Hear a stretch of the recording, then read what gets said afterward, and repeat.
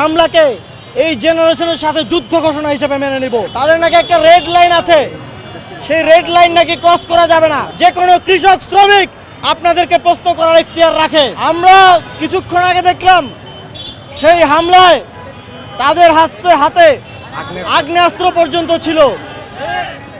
আমরা বাংলাদেশে আবারও সন্ত্রাসীদের আস্ফালন দেখতে পাচ্ছি।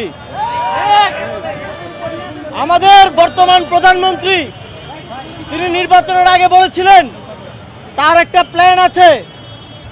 তার প্ল্যান কি?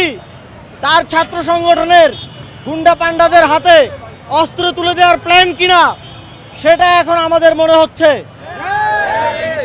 একটা নামাজের প্রোগ্রামের পরে ফ্যাসিবাদী কায়দায় আওয়ামী লীগ যেভাবে গানের প্রোগ্রামে, সাংস্কৃতিক প্রোগ্রামে, ধর্মীয় প্রোগ্রামে হামলা করত, একইভাবে আজকে জাতীয় নাগরিক পার্টির নেতৃবৃন্দের উপর হামলা করা হয়েছে। তাদেরকে নিয়ে কিছু বলা যাবে না, তারা কোনো সমালোচনা নিতে পারবে না, কিন্তু একটা গণতান্ত্রিক দেশে তারা এইভাবে রাজনীতি করতে চায়। তাদের বংশকে নিয়ে নাকি বাংলাদেশে কোনো কিছু বলা যাবে না। তাদের নাকি একটা রেড লাইন আছে, সেই রেড লাইন নাকি ক্রস করা যাবে না। কিন্তু আমরা বাক স্বাধীনতা বলতে বুঝি এই দেশে যারা দায়িত্বে আছে, যে কাউকে এই দেশের যে কোনো নাগরিক প্রশ্ন করার অধিকার রাখে। নাসিরউদ্দিন পাটোয়ারি না, বাংলাদেশের যে কোনো সাধারণ নাগরিক, যে কোনো কৃষক শ্রমিক আপনাদেরকে প্রশ্ন করার ইখতিয়ার রাখে। গণতান্ত্রিক রাষ্ট্রে এটাই গণতন্ত্র। গণতান্ত্রিক রাষ্ট্রে যে কোনো নাগরিক আপনাদের যে কোনো ব্যর্থতার জন্য আপনাদেরকে প্রশ্ন করতে পারবে। আমরা দেখেছি পোস্ট শেয়ার করার কারণে, ফেসবুকে পোস্ট লেখার কারণে আপনারা গ্রেফতার করছেন।